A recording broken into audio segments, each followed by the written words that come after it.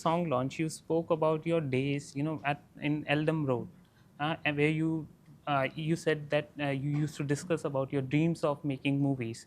I just wanted to, know what were those days like when you were discussing movies then. What kind of a journey were you going on then? What kind of a journey was then? And in terms of cinema as well, what kind of a time it was? May I start? He was a star by that time. Okay, I mean, in Tamil cinema, had found a new actor star, and he was right on top. But he had his house open. There could be several writers, there could be several actors, several technicians who could just drop in, hang around, and have a chat with him. So it was like a breeding ground. There's so many of us could drop in there in the evenings and just chat about anything. I mean, and he would come and he will chat with all of us, and then he'll go. It's time for him to go for the next day. Next day he had to work. We didn't have to work. So it was like it was an amazing place for a technician to grow. There was a place where you can, go in and talk cinema and come back from it looking forward to the next time. So that's how it was. Yeah. And I would like to revisit that conversation because we've forgotten most of it. But that's very interesting because it's fearless time. Yeah. It's not lack of responsibility. We wanted the responsibility, but none of it was fiscal. It was, we were ready to do anything. Yeah. We never thought of money. That is the thing. Also because both of us did not come into movies to somehow make money. We did not come into movie to allay poverty. That gave us that advantage of the security of not doing something in a hurry. In spite of all that, I've done about 150 films which I need not have done. Okay. Okay. In spite of that. I'm not counting mine, okay? No, yeah. He has very few to begin with, 2 out of 200 and odd. So I was going to ask you about your regrets in your career. Now you have said that you have 150. Which, no, 150 I need not have done. That's what I'm saying. And I mean, if I grade the rest of the 100 films, there is still a category where I'll put certain films in the top row of, because it can't be one film topping, and another good film will come and put it in its place. Yeah. So that's it. I think that I used to think, what is it that slowed the other person who I thought will be better than me? I envied him. How come he slowed? Only because of financials. But do you think that financial pressures are even more today? Like, Yes. So It is, that hampers it's plaguing the creativity. everyone. Nobody is. I heard recently Satyajit Ray designing an ad for his second film or fourth film, because his third film did not do well. He wanted to push it to the audience. I was surprised. Why would Satyajit Ray think of that? But everyone has to think of it. I think it's the nature of the business. It's a business. It is an art form which involves a lot of capital and involves a wider audience. So there is always, you have to take that into consideration. I can't just say that I will do only what I want. At what cost? At whose cost? So there is a balance that you always strike. But within that balance, it's possible for you to, try to be as sensible as you can, as logical, as believable as you can, So that is where you find people who are on similar wavelengths. Okay. And so, Thug Life, Thug Life, I want to ask you, when you were writing this movie, like you said that you have to, take it all into account while making a movie. Was there some compromises because of the commercial aspect of the movie making business? All movies have it. That's why I quoted Ray Saab. Because if Ray has it, how are we to escape it? Because I've spoken to Benegal sir. They all have that concern. Yeah. And you cannot be, the only place safely you can do without fear and do what you want is in the Film Institute, Yes. for which you pay. So we collect money, so we are answerable to that ticket. Okay. Yes. So, how did Thug Life start? What was the starting point of this movie? So many places. I don't even remember where all we went, from science fiction to. Well, only thing is, fortunately, we didn't go into one terrain because he just completed Ponniyin Selvan. Yeah. So he didn't want any horses, anything. So Now, I'm sure if you even watch this film is shot in Delhi, you won't even find a Jhatka horse in the film. It's all cars. He wanted to get away from that. I can understand that. yeah. And so you both wrote this film. So what was that process like? Working. You have worked with him as an artist. Now Yeah, you have worked yeah, with him as yeah. an multiple things. He's an actor. He's a producer. He's a writer as well. I think when we are doing one, we forget about the rest. Yeah. When we were writing, it was an idea that he had, and then we Yeah, that's developed, it. and then it kind While eating, you don't bathe. You'll dilute the food. Yeah. So it was very easy. It didn't really make a difference when that is there on paper. It is on paper. When you come to the set, it's an actor in there. I And the remember, I producer's think it job was is back far away. first day ನಮ್ಮ RKFIL meet பண்ணோம்ல, first Yeah. meeting. So they were all arranging for this meeting. Then none of them had an experience of working with us together. So this was separate, this was separate. So when they had conceived of how it's going to be, they had written the scene. It didn't go according to them because they had arranged for lunch, breakfast, lunch, and probably be ready for dinner. Our first meeting was over in 10 minutes, I think.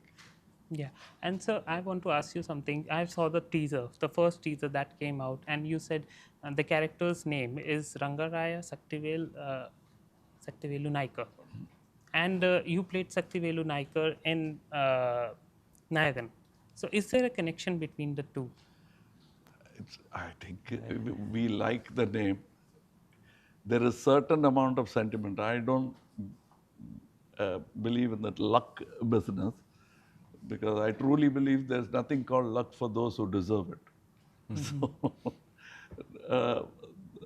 that's it. And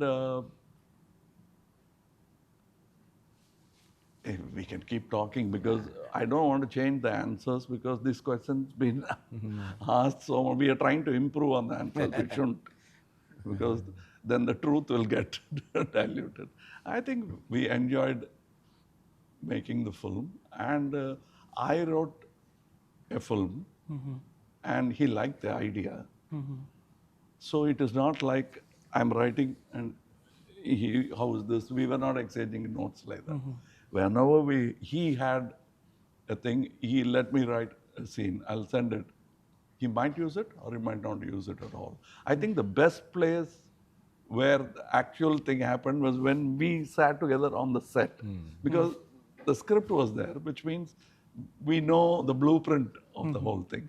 And then I did something, and there are certain scenes we revisited again as technicians, actors, and for various other reasons. I don't know the technical reasons. But as actor, I readily agreed to go back to it and then call the whatever okay take as the final take.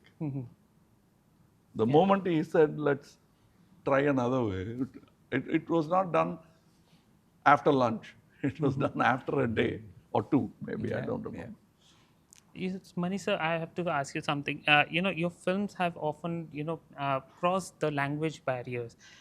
Do you think that, audiences are finally, moving past this divide of North versus South in cinema? Yeah, I think I think it's always been that way. I think Chandralekha was a film which was done long back and it went across. It just Now it's become a lot more easier with platforms available, so people are open to it. It's just a question of people getting, you know, uh, comfortable and familiar with the stories and the actors, and it is good that it's expanding. You know? And it will, because we are also, as I said, we are work in progress. We'll catch up with music. Cinema will catch up with music soon and become international, because there's no language required. To understand Ravi Shankar, uh, Mr. George Harrison doesn't need a translator. Yeah. It just comes to him directly. Films will speak that way soon.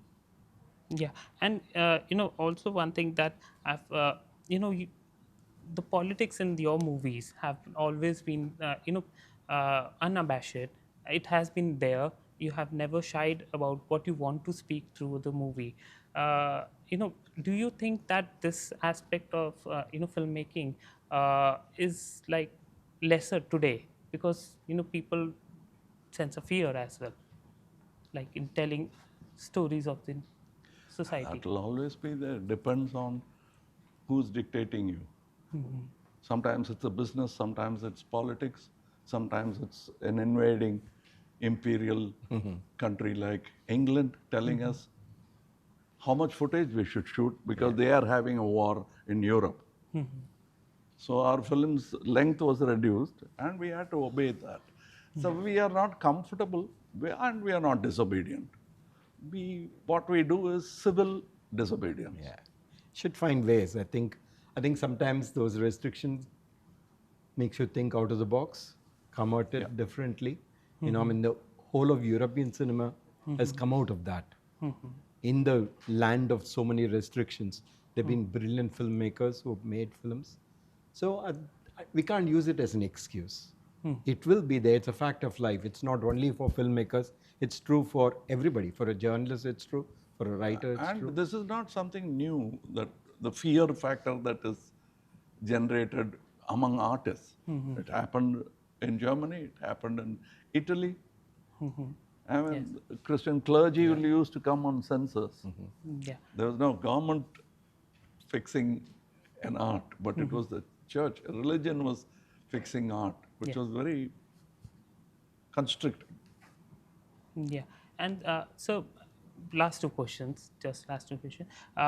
When you think of your careers respectively, what do you think is the secret behind, for longevity, to have a long career? You started at the age of 5, and today you're in your 70s. So what is the key to be, to have a long career? It's a question to both of you. And what do you, to add to that, what do you think that the newer generation can learn from both of you? I still feel that I've not yet want to do more. I don't think I've been long enough.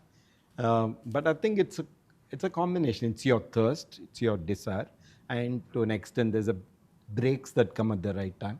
I mean, I was asked to do Nayakan at a time where I could move from one standard to another. Doors opened, and that sets other doors open. So it happens. It's life. It throws. Sometimes you hit a wrong shot and the ball comes correctly. So it's similarly. Sometimes it needs that breaks that happen, and that your desire and your thirst and your, accepting that you can reach higher. I mean, there are so many people who are doing fantastic stuff, and you really admire them and want to reach somewhere close. So all that put together is what keeps you going. Yeah. Your take on that, sir? I think keep your brain active and health, or the body in working condition at least. You don't have to flex like Arnold Schwarzenegger, but keep it in working condition.